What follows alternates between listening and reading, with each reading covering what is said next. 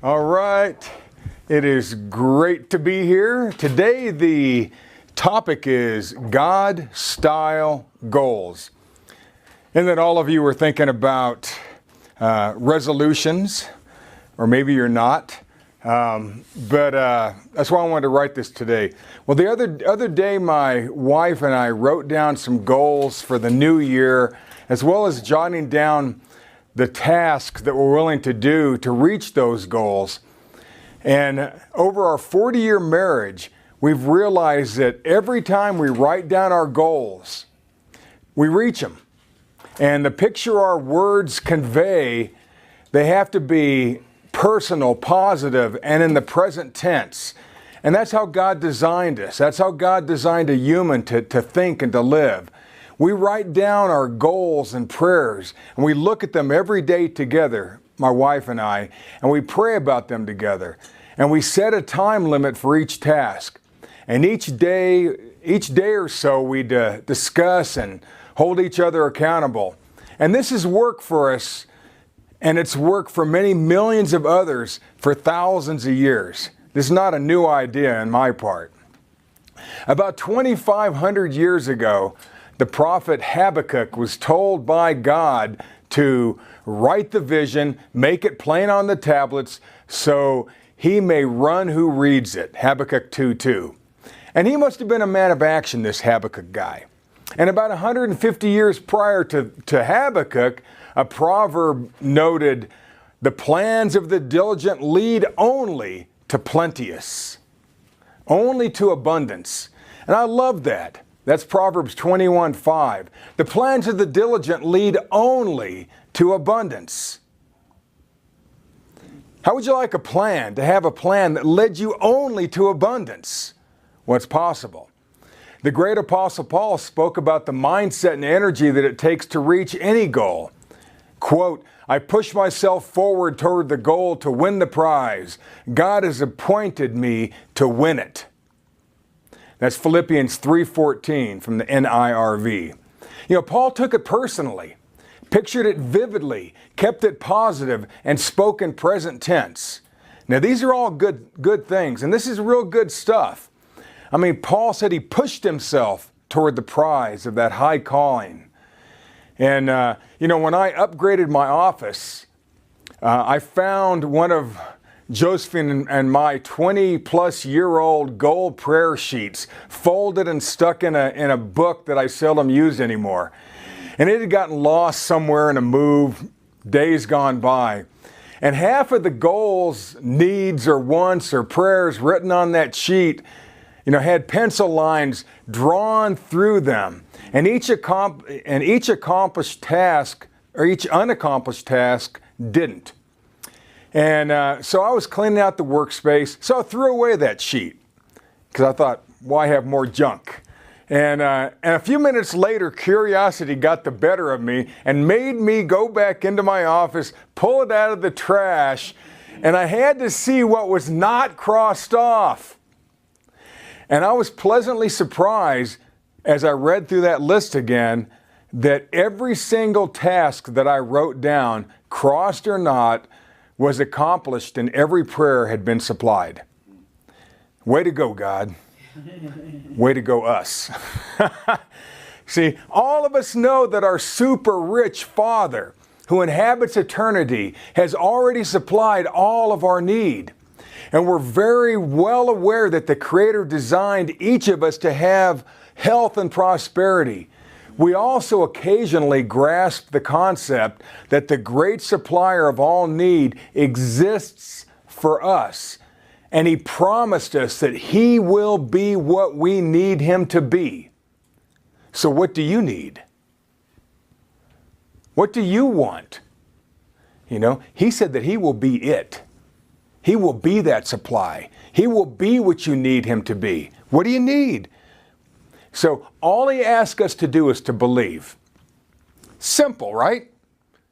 It's so simple. But I start thinking, if believing was all that simple, then why don't I have everything that I want? And so believing is how we visualize, plan, and carry out our personal God-style goals. So now, master's level believing.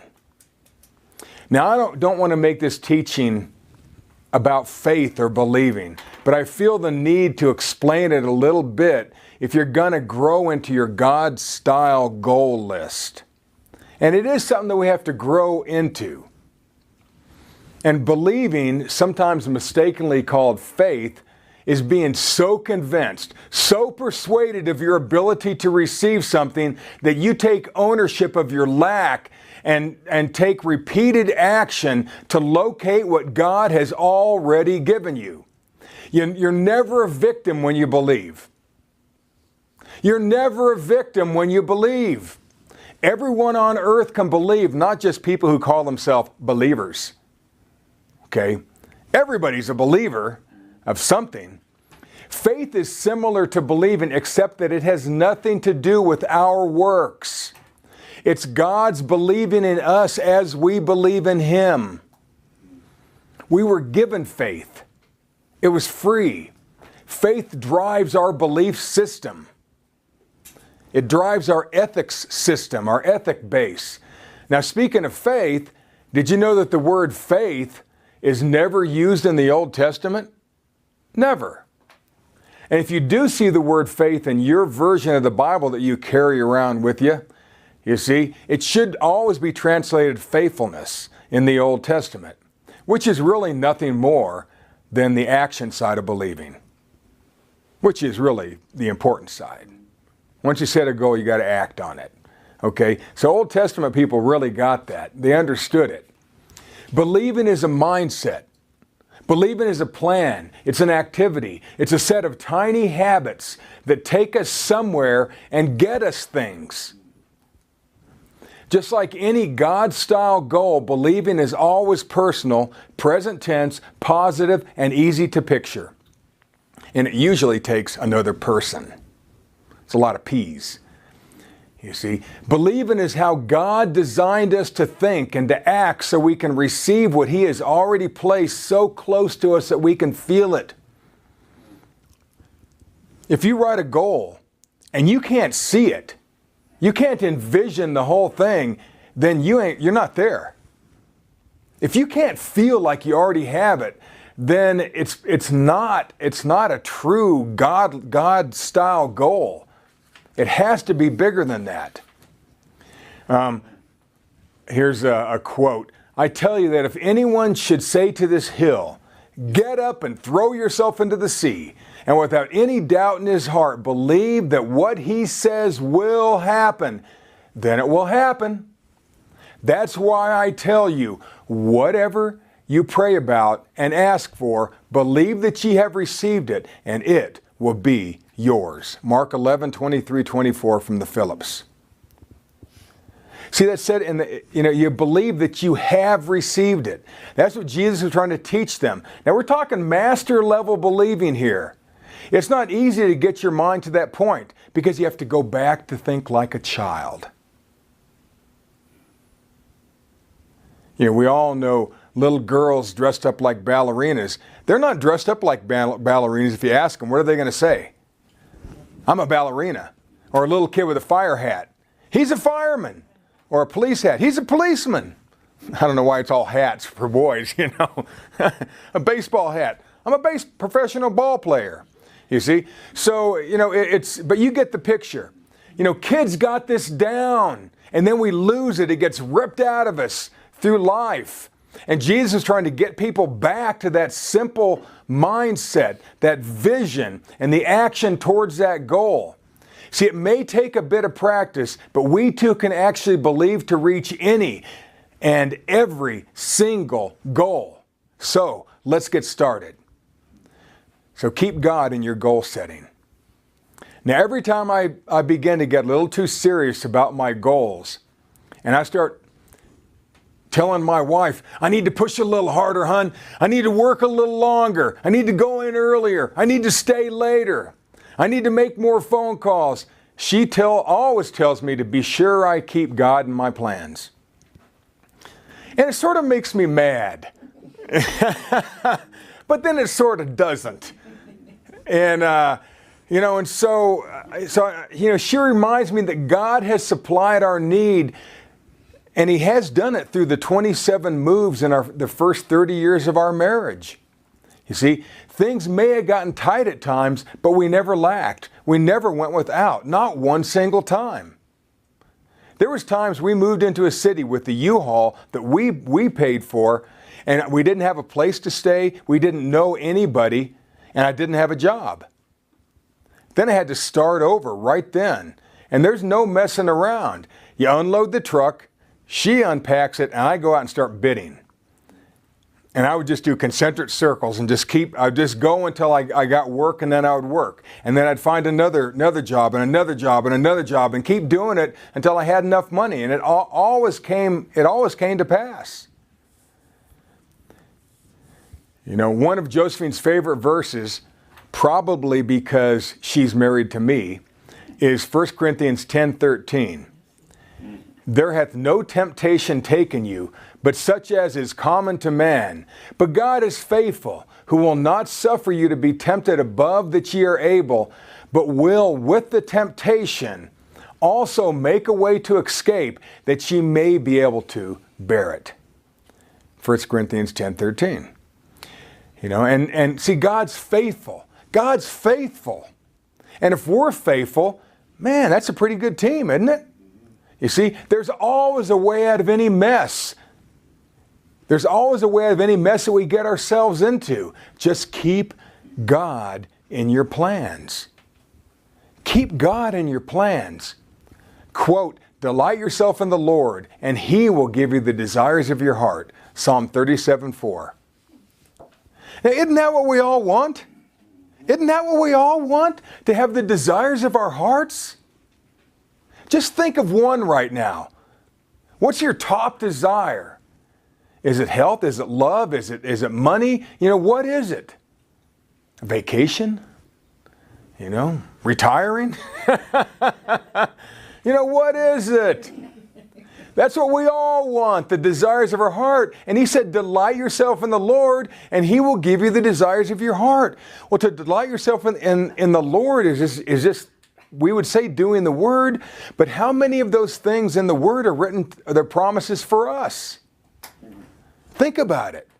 That's just as much revelation as if God told it to a prophet and he or she spoke it out, right? So here's another one. I know the plans I have for you, declares the Lord, plans for welfare and not for evil, to give you a future and a hope. Jeremiah 29:11. Do you know God has plans for you? Imagine if your plans fit with His plans. I mean, really, logically, how could we lose? It's impossible to fail if we really believe that. God has our desires, our hopes, our future in His plans. Now that sounds amazing to me. Quote, but you take courage and do not let your hands be weak, for your work shall be rewarded. 2 Chronicles 15:7. Take courage. Don't let your hands be weak, for your work will be rewarded. I love that. You take courage. You don't allow yourself to be weak, and our work will be rewarded. How would you like to be rewarded for your work? You ever thought that you weren't? We all have. I'm doing all this work and I get no notoriety. My boss doesn't see what I'm doing. Nobody notices. Woo-hoo-hoo-hoo. Remember I said, when you believe you're never a victim? It's impossible. They don't fit. It's oil and water. They can't mix. You'll never be a victim if you believe, because you've taken ownership of your own life. You're never a victim when you believe, because you've taken ownership of your own failures and your own situations, our own messes. Then you figure a way to get out of that. And God will show you that way. He's made that way. He has you in His plans. But we know that for Here's another quote. And we know that for those who love God, all things work together for good for those who are called according to his purpose. Romans 8:28. All things work together for good to them that are called according to his purpose. Imagine if all things are working, and the whole universe is just working so that you can have good things. That's the thought. But the world teaches you no. Your subconscious tells you, it never worked for you last year. Why will it work this year? You see, you love God, which means that the entire universe works together as one great big system. The whole creation works in concert to make things turn out profitable for you. Who could ask more than that? When you think your need or your goal is too big, too hard, too much to ask for, then go back and read some of these promises. Gosh, there's a whole bunch more. There wasn't time to put all the things down. I cut out so many, it wasn't worth it. You see, I guess it was worth it. We'll get done with this thing. You see, God made you a promise that he will call on the entire universe to supply your need. God will call on the entire universe to supply your need. That's a pretty big claim. See, so like my wife reminds me, keep God in your goal setting. That's the first step. For us. Maybe not for others. For us, I think that's the very first step. Because we are people with the Spirit of God. And most Christians have no clue what that's supposed to do. What is the advantage of being born again? I just had a Christian ask me that anyway. What's the advantage of having the Spirit of God? What's the point? Because we all sort of live the same kind of house, same kind of car, same kind of bicycle, same kind of haircut. What's the advantage? Well, there has to be one, right? Well, the advantage is to help you find your abundance, help you find your answers. It can guide you to things that the enemy wants to hide from you. It has to be big. If Jesus came to destroy the works of the devil are to keep you from being blessed. To keep you from having all that God wants you to have, to steal, kill, and destroy, right? And so the Spirit of God, it's huge. So this teaching is for people with the Spirit of God. Not even people who have to know how to use it all that particularly well. Just somebody who has the Spirit of God, because you're going to get it. The Spirit of God will guide you. Like Jesus Christ guided his 12 apostles, the Spirit of God is also called the Comforter, and he will guide you into unbelievable places. So the actions that we need to take. Now, spoiler alert, even though God promised to supply all our need, he still requires us to do a few things to complete the receiving process. You see, there's certain things that we must think and that we must do and we must want if we want to achieve our God-style goals. There's hundreds of verses that tell us the actions we need to take in order to locate the abundance that God has worked so hard and so long to supply to us. Let's look at a few. Quote, I press toward the goal for the prize of the upward calling of God in Christ Jesus. Philippians 3:14. I press toward the goal. Well, to press on. I press on toward the goal. To press on means to pursue like a wolf tracking an elk. It means it's like an entrepreneur tracking down a lead. It's like a teen stalking a refrigerator, walking past it a couple of times, looking around. Nothing's going to stop them. Nothing's going to stop them. You see, that's press. That's what the word pressing means. It means to pursue. It's like a young man pursuing a girl or a young girl pursuing a young man. It's a pursuit. You see, quote, prepare your work outside. Get everything ready for yourself in the field. And after that, build your house. Proverbs 24:27. Prepare your work, get everything ready, now go build it. Now that sort of reminds me of another verse, which you get to in a second, but you acquire the funding. You draw up the plans, you buy the lot and the supplies, you hire the contractors, you get started on your home. Whatever it is, you picture it, you prepare it in detail to the best of your ability, and then you go and build. If you couldn't picture your house, then what are you building? I mean, even every builder has a set of plans, right? That's nothing more than a set of pictures, right? They know exactly what they're building. That's exactly how you plan. That's still godly goal setting. How detailed do you want to be? I guarantee an architect can picture that full building in his mind, every detail of it after it's built, before it's even on paper, or as he's putting it on paper. Every good meeting I ever ran, I could picture the whole meeting from beginning to end, from setup through to cleanup, in my mind.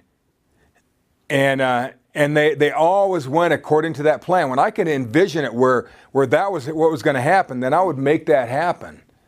And it always did, and they were always fun. You see? So let me see, here's another one here. Quote, "So don't follow me without considering what it'll cost you. For who would construct a house before first sitting down and estimating the cost to complete it?" Luke 14:28. From the TPT. Never heard that one before, right? The TPT. You see? Count the cost. What's it going to cost you to retire early? What's it going to cost you to retire late? What's it going to cost you to make 10 more sales calls a day? What's it going to cost you to not make any sales calls a day? Life planning is really varying levels of cost analysis. Any business does a cost analysis. If I do this, it's going to cost this. If I sell that, I'm going to get this. It's cost analysis. Quote, "The plans of the diligent lead surely to abundance, but everyone who is hasty comes only to poverty." Proverbs 21:5 from the ESV. You see, if our planning is diligent, if we can easily picture them clearly, we keep our plans positive and in the present tense, and we take them very, very personally, we will not fail. Have you taken full ownership of your goals? Or is this something you wrote down because you're supposed to do it for work? Or because your spouse told you should? You see, be diligent. Now the word hasty there, I always thought hasty meant like rushing through things. And that's not good either.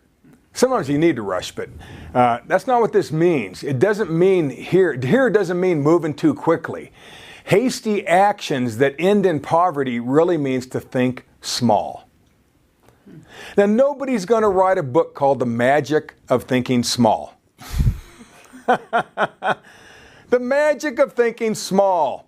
You see, thinking small is to act without a clear picture. You haven't really thought it all through. You ever had an employee or something do that? They just didn't think it through and then they messed something up. You see, we've all had that happen. Or maybe we were that employee. I was at times. I know what to do. I don't need to look at those silly plans. Oops. How come I have these bolts left over? Oh. See, there's no magic of thinking small. Thinking small, being hasty, thinking small, is taking no personal ownership. You're just going through the motions. And you've seen employees do that, right? They just go through the there's no believing there. They're just going through the motions. You might have seen it on teams. When they lose heart, then they're just going through the motions. And they're not really believing anymore. You'll always take ownership for your actions when you believe. To move out of fear and not positive believing action is that hasty. That's what that means. So hasty is the energy it takes to live someone else's dream because we don't want to put in the time to build our own. That's hasty. Enough on that. So now, write, repeat, run. I want to close this part of the teaching with a section of scripture that I've heard mentioned in many, many business books lately. Surprisingly, many. And some of the writers probably don't even know that it's a biblical thing. Where it talks about write the vision, make it clear, and run with it. Because it's so cool. And that was 2,500 years old, that thing.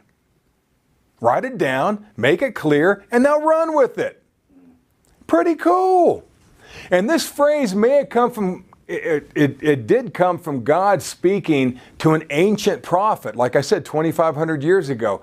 But it's just as true, just as necessary, just as impactful today. It works. Why are the self-help guys using it now and the business coaches? Because it's true. It works. It's simple. Goal setting can become very complex, or it can be very simple. And I'm going to read Habakkuk 2:2-3. And the Lord answered me, write the vision, make it plain on tablets, so he may run who reads it. For still the vision awaits its appointed time. It hastens to the end. It will not lie. And if it seems slow, wait for it. It will surely come. It will not delay. Habakkuk 2:2-3. See, write down what God promised you. Etch it deeply into your heart and then run with it. Now here's a concept. You ever heard that God works in you to will and to do of His good pleasure? That means if you have a goal, it's probably a goal that God has put onto your heart. Just think about it. If God works in you to will and to do of His own good pleasure, then I'll bet the things that you really want in your life is something that God wants you to have. It's part of His plan for you. So why would we not want that? Why would we not head that direction? Well, fear. We get tricked. We get distracted. You see, whatever. So I'm going to break down this verse a little bit, and I think it's really going to bless you. So write down your vision. That's the first thing. In Habakkuk, it's speaking of specific revelation to help him help God's people. Now, look at it this way. Hasn't God promised you many things in writing in the Word of God, like I said earlier? Is it any less revelation than what old Habakkuk received? It can't be. If God said that you have prosperity and health, then do you? Yeah. Now, if we don't have it, is it God's fault? It can't be. Did God promise He'll supply all your need according to His riches and glory? Isn't that in writing? That's as true today as it was 2,000 years ago. Think about it. God promised to supply all your need. What is your need? Well, only you know that. Don't think your need is what somebody else says your need is. Then you're living somebody else's goal and there's no believing behind it. What do you need? You write it down and I guarantee then God goes into action. Write down your goal. Write down your vision. You see, now a side note, even the name Habakkuk means to acquire or to embrace. Even his name meant that. You see, this boy knew how to receive. This boy named Habakkuk. And he lived during some of the darkest days of Israel. It's right before they got dragged into Babylon. It was a horrible time. People had forgotten about God. They didn't care anymore. And there was 4 prophets that were active at that time. It was so important to get Israel back on track because the Christ had to be born, right? There was 4 guys. This was a time when Israel was taken captive and the people we're losing or had already lost hope in God and in their future. Imagine a life with no hope. You know, they were not seeing God working like they'd seen in the past, but they put the blame on God and not on themselves. I'm sure none of you have ever done that, but I have asked God before, come on, what's wrong, man? What's taking so long? You know, how come I'm not healed? How come I'm not prospering? How come? You know, and I'm blaming God. I know none of you have done that, but I must confess, I have a time or two. You see, and I do have regrets, unlike Sinatra. They blamed God, not themselves. They had no vision, they took no ownership, and they were negative and looked only to the glory days of the past. If you keep saying, oh, I remember when I used to see God work so big in my life, and all you're doing is bragging about the past, I'm telling you, you're not living your own dream anymore. It's time, when you hear yourself doing that, stop and write some new goals. Because if you're not seeing God work in your life now, and you're more mature, and you're a better person now than you were, something is wrong. Something is wrong. And I guarantee it's an ownership problem. You see, we're blaming somebody else. You know, there's something powerful about writing things down that cannot be duplicated digitally. And a lot of these business coaches, they'll say, write your goals down by hand. You can use your phones if you want. Maybe the kids are okay with that. But most of us who actually had a pencil and a Big Chief tablet, you need to write that stuff. You see? Now here's a cool one. Now I'm just saying there's something that, because you're doing something with your hands. Now maybe it works as good digitally now for kids. I don't know. For me, it works better writing them down. And you can change them easy. And you can see lines scratch through and this and that, and arrows pointing to other things and moving one to the top and moving one down. And I mean, it's sort of cool. You see? So now the second part of that verse is make it plain on tablets. Now this isn't saying the same thing again. Write it down isn't the same thing as making it plain. Now, I do not have good handwriting. And most of you who've received letters from me and my wife cannot tell the difference between our handwriting. What it means is we're both sloppy. We're both equally bad at penmanship. Okay, we even can't read our own writing. I'll send her an anniversary card and she'll say, now what does this say? I don't know, I thought you could read it. No, I'm just kidding. So this means, to make it plain means to go over each word repeatedly with a stylus so that each word and phrase is crystal clear. Now I'll explain this.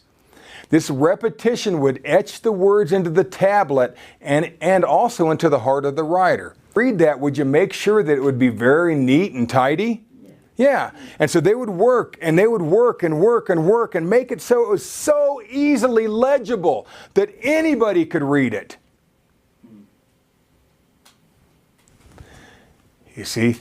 So for the words to be flawless, it would take pressure and at times repetition on each and every letter, each and every word to make it legible and undeniable. So that's what it means to make it plain. Now this is how you set your goals too. Write them down and make them so clear that you know exactly what you're talking about. Don't just write your goal down. You write it and you rewrite it, and next day you rewrite it, the next day you rewrite it, the next day you rewrite it, the next day you rewrite it, until it's just so ingrained in your heart. You know they're there. A lot of business coaches, they'll take a spiral notebook or a pad or a binder, and they'll write down their goals every day.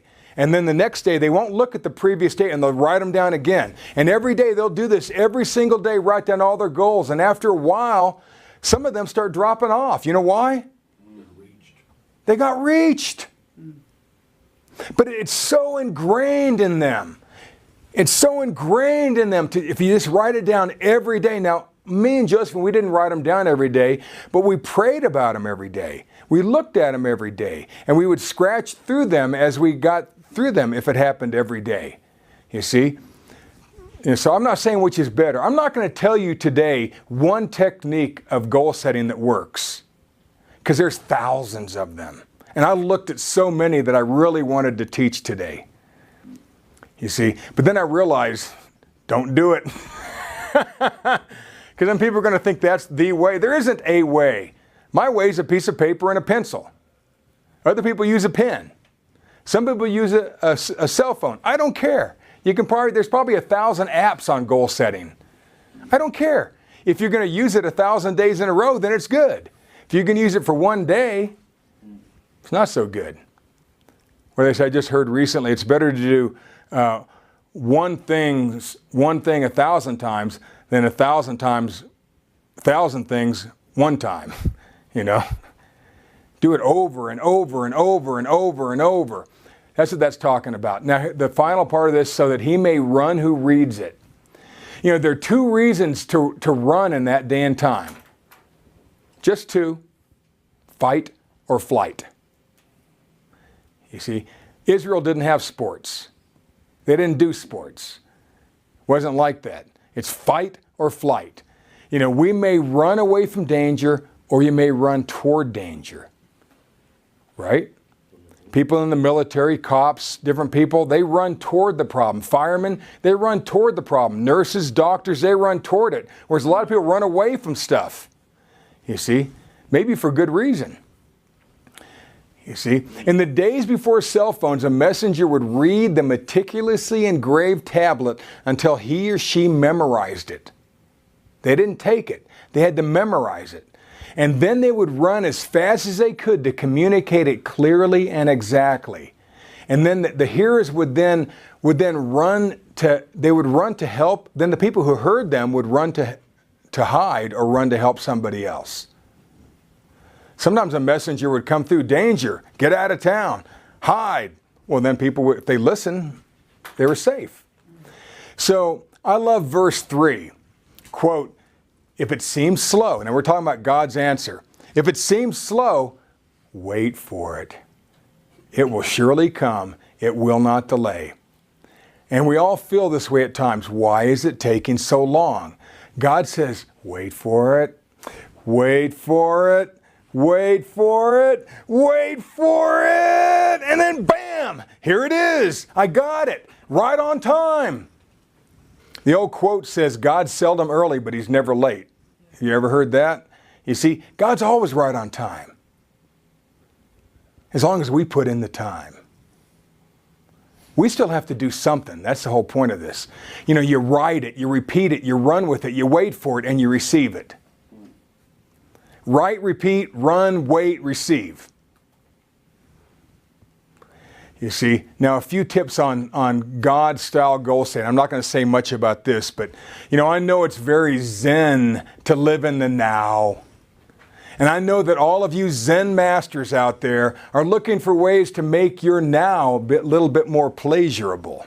You know, and it usually takes a little bit of planning and some after-school homework to get followers on your YouTube channel, or your likes on Facebook, or for people to buy your book. But speaking of Zen, didn't Mike Tyson say, everybody has a plan until they get punched in the mouth? Yeah. There's always going to be something that's going to try to knock you off your path, right? Your goal path. But there's only a few things that help you stay on task. And that's the whole point of this teaching. What will help you stay on task? You see, you know, if health is a need, doesn't it usually go to the top of your prayer list? Or your goal list? If you lose your job, then it quickly jumps to the top, doesn't it? You see, if my kids need help, boom, it's way up there, right? If you're a parent, it tops the charts. I've done some. See, goals are concrete, yet they're liquid. And they must be hard enough to be unbending, yet flexible enough to be updated with a pencil. I mean, a goal solid. I'm never changing. I'm going for it. Nothing's going to stop me except a pencil. Because it's yours. You can do whatever you want with it, right? You see, goals will morph and change depending upon our need. And that's why you want to write them every day. You want to have some fluid set of goals that you can work through. I suggest not doing goals for a year. Don't do year-long goal setting. Break it down into a smaller chunk. You know, I'm reading a book right now called The 12-Week Year. The 12-week year, and it's about setting goals in 12-week blocks. You see? Because, I mean, they say if you can get a habit in 21 days or 30 days or 66 days, well, I'll give you 90 days. Okay? And if you can 100%, and if you have the, well, I'll explain this in a second. I'm jumping ahead of myself. We ask ourselves, you have to ask yourself, is it really your dream? Is it really your goal? You know, or is it somebody else's? Because remember, if you're not living your dream, I guarantee you're living somebody else's. You're helping somebody else live their dream. Sometimes you have to. You need a job, right? Okay, but that can be your dream and theirs if you're making the money you need. You see? See, it's much easier to stay faithful to a personal goal than one that belongs to someone else. So you have to figure a way, if you work for somebody, how do you make it your dream too? What are you getting out of that job? Do you get a paycheck? That's a pretty good thing, to get a paycheck every week. If you're an entrepreneur, you don't. You don't make your calls. You don't make your money, right? And the times I've been unsuccessful at continuing with the goal system is when I adopted a goal-setting plan that was not my own style and was complex. Be it SMART goals, SMART goals, or dumb goals, or goal pyramids, or long-term, short-term, personal, educational, professional, health, spiritual, or the simple 15-step, surefire, color-coded program with online coaching for only $39.95 a month. Now, all those will work for somebody. Don't work for me. I've tried them. I've paid money. I've bought countless books. I've tried many things that didn't work. And I finally realized what works for me is just writing a simple penciled-in list and then changing it as necessary. Maybe you need a complex, color-coded set of system. Who cares? Everybody's different. That's why I didn't want to make a plan for you. I didn't want to say, well, send me an email and I'll send you, this plan. Well, I don't want to do that. Find your own plan. Or just get out a pencil and a piece of paper. Get a spiral notebook and write down every day, your top 10 goals. You see? And the next day, write them again, write them again, write them again. I'll guarantee in 4 months, 3 months, you're going to have that stuff memorized. And you're going to start crossing things out. You're going to start adding. But I do want to say that I'm not trying to put anybody down if you have a goal system, or if your boss tells you have to use the SMART system. It's smart. They work. It's good. They work for hundreds of thousands of people. You see, I'm not saying they're bad. If you're at work, you got to do what your boss tells you. You see, but I'm just saying that figure out how to make it simple and repeatable. Make it a habit. If your goals are not a habit, if you can't picture them, if you haven't taken full ownership of them, then it's not really a goal. It's just a wish. You see, it's just like goal achievement is like a diet. And any system will work if you'll just work at it faithfully, don't cheat, and you don't give up. For most people. Maybe not everybody, but you get my point. You get my point. Like if you show up to work every day and you actually work and you're faithful, you're probably going to get a paycheck. But if you don't show up to work every day, you're probably going to get fired. Right? Well, don't get fired from your own goals. Show up every day. There are thousands of books, seminars, templates, and they're all good, but they're not all going to work for you. Keep it simple, however simple you need. Simple to you might be complex. You might need a 15-point plan. And I saw those. It's like, I can hardly even read it without my eyes rolling back in my head. Some of these things. But to other people, they're like salivating. This is just what I needed. You read the comments. This helped me. It changed my life. I made $1 million. Well, good. You see? My wife and I just write down on a piece of paper our goal. And we read them out loud together and pray about them every day. And we always get what we want. Simple. You see? We scratch through when it's accomplished or when God supplied. And it's super simple. It works for us, but it may not work for you. You may need something more simple. I don't know how. It's hard. You can't get much more basic than a piece of paper and a pencil. You see? But maybe there is a way. I don't know. You see? Oh, there is a way. A vision board. Right? Now, some people, they don't think in words. They think more in pictures.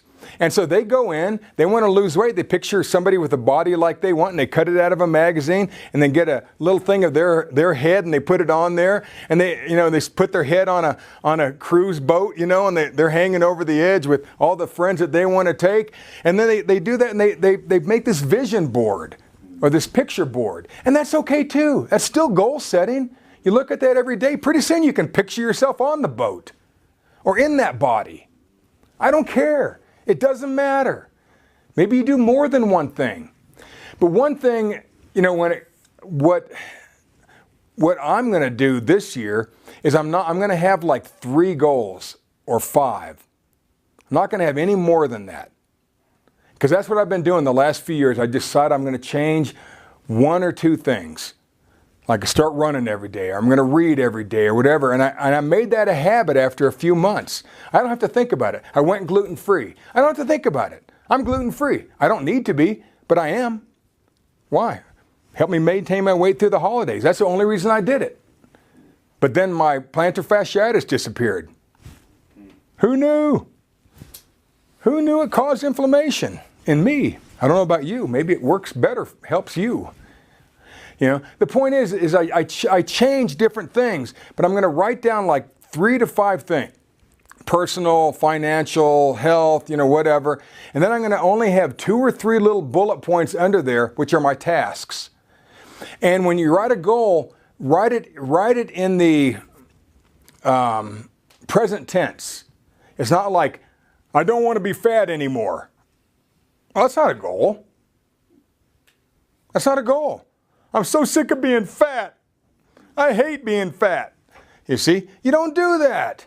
You see? Or I'm tired of being broke. I'm not going to be broke by August. That's not a goal. It's I will earn $100,000 by August. Or just write $100,000 by August. Now, what am I going to do to make that happen? I'm going to make 20 sales calls a day. I'm going to do this. I'm going to do this. I'm going to write my thank you note. Just 2 or 3 things. And health. If nothing's been working, then we're doing something wrong. You see, there's something that ain't fitting. So there has to be a way. And so this is why you can change it. If in 12 weeks or 10 weeks or whatever period of time you choose, you haven't reached that, then revamp it and change it. And stick with it and grade yourself every day. Did I do it? Have a calendar. 1, 2, oh shoot, I got to cut this off here. So enough on that. I think you get the point. But have a calendar. Have 2 or 3 goals, something like that. Have a couple of tasks under that. Keep it real simple this year.